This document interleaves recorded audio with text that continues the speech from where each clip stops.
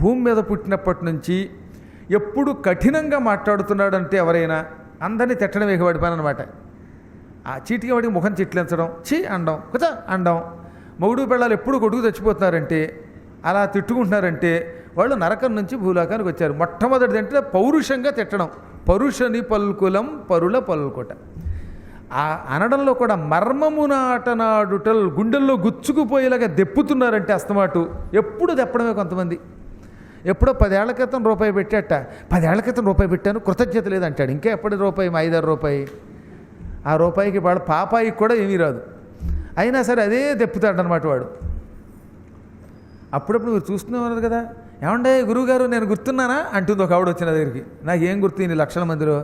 నేనండి 10 సంవత్సరాల క్రితం మీ దగ్గర కూర్చుని మీకు రూపాయితోటి ఐస్ క్రీమ్ ఇప్పించాను, ఆవిడ్ని నేను. సంతోషం తల్లి అనుకోవడం, ఊరుకు నవ్వుకుంటూ ఉంటాం. ఇవన్నీ దెప్పడం అంటారనమాట. అది గుండెల్లో గుచ్చుకుపోయేలాగా. నరులకు ఎగ్గు చేత, ఇతరులకు అపకారమే చేస్తారు. కొంతమందికి అస్సలు ఉపకారం చేయరు. ఎందుకో తెలియదు కానీ కొంతమంది పుట్టుకలో రాత్రి వాడు పక్కవాడిని నిద్రపోతుంటే వాడు తలగడ లాగేసి వాడిని ఏడిపించడం ఇష్టం, లేదా వాడి బట్టలు చెంపడం ఇష్టం. అనవసరముగా ఇతరులకు హాని కలిగిస్తూ ఉంటారన్నమాట. ఇటువంటి వాళ్ళు నరకం నుంచి భూలోకానికి వచ్చిన పాపాత్ములు.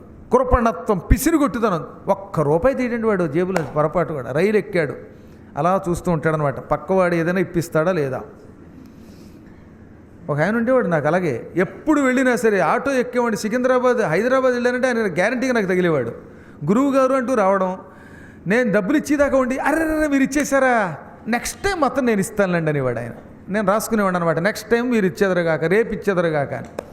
అదొక కృపణత్వం, పిసిరిగొట్టుతనం. అశౌచము, శుచిగా ఉండరు, వాడు స్నానం చేయరు. రామచంద్ర ప్రభు పొద్దున్నే లేవగానే హాయిగా రైల్లో స్నానం చేసి కాఫీ తాగితే ఎంత హాయిగా ఉంటుంది. ఎన్ని రోజులైనా స్నానం చేయకుండా ఉండగలుగుతున్నాడంటే వాడు కూడా పూర్వజన్మలో మహానుభావుడు, కుంభకర్ణుడికి అన్నగారు.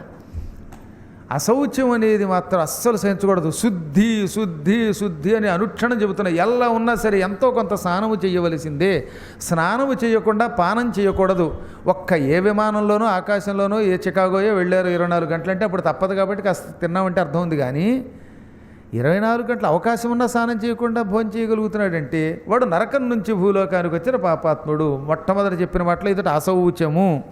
దేవదూషణంబు, దేవతల్ని తిడుతున్నాడంటే, పౌరాణికుల్ని తిడుతున్నాడంటే అటువంటి వాడు కూడా నరకం నుంచి భూలోకానికి వచ్చాడు. వరుల ధనంబు గంట, ఇతరుల ధనం దొంగతనం చేస్తున్నాడంటే అటువంటి వాడు నరకం నుంచి భూలోకానికి వచ్చినాడు. కృపనందమి, అస్సలు ఎవరి మీద జాలి చూపించడం లేదంటే జాలి లేని దుర్మార్గుడు కూడా నరకం నుంచి భూలోకానికి వచ్చినవాడు. అల్కా, కోపముతోనే ఉంటున్నాడంటే, ఎప్పుడూ కోపంతో ఉంటున్నాడంటే అటువంటి వాడు నరకం నుంచి భూలోకానికి వచ్చినవాడు. కృతజ్ఞ భావము, మేలు చేసిన వానికి కూడా కీడు చేస్తున్నాడంటే వాడు నరకం నుంచి భూలోకానికి వచ్చిన పాపాత్ముడు. అన్నిటికంటే మహాపాపం కృతజ్ఞత. రాముడిని ఎందుకు దేవుడు అంటున్నావో తెలుసునా? ఎప్పుడో గుహుడు పడవ ఎక్కించుకొని గంగానదిని దాటించాడు.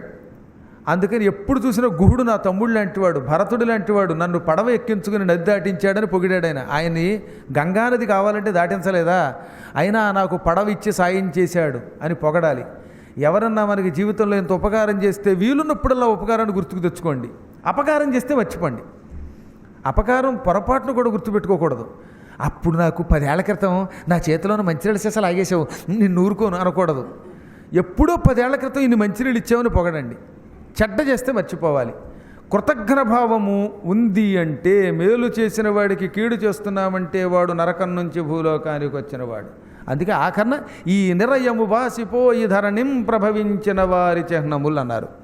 ఇంకా దేవలోకం నుంచి భూలోకంలో పుడితే ఎలా ఉంటారు?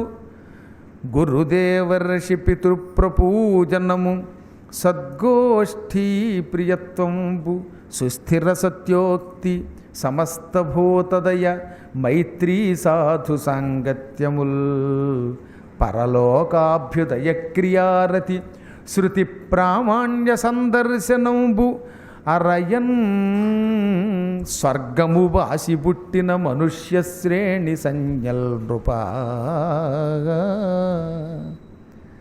గురువు కనబడగానే మొట్టమొదట నమస్కరిస్తున్నాడు. ఎత్తుకోవడమే గురు దేవర్షి పితృప్రపూజనము. అంటే గురువు కనబడగానే ఎట్టి పరిస్థితులలో లేచి భక్తితో వినయంతో పాదమునకు నమస్కరిస్తున్నాడంటే వాడు స్వర్గం నుంచి భూలోకానికి వచ్చిన పుణ్యాత్ములు. ఇంక మీకు నేను చెప్పక్కర్లేదు.